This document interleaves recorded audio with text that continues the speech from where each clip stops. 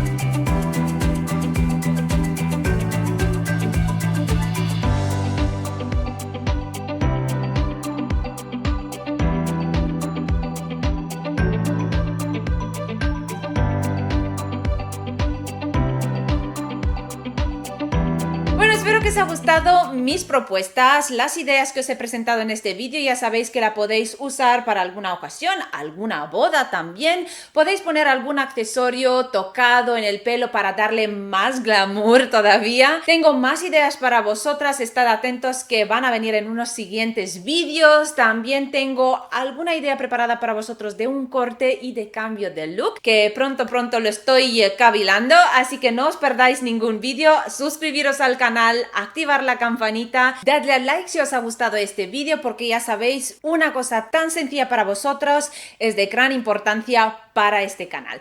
Bueno, nos vemos el próximo domingo con un nuevo vídeo. Hasta entonces, como siempre, os deseo una feliz semana y os mando muchos besos.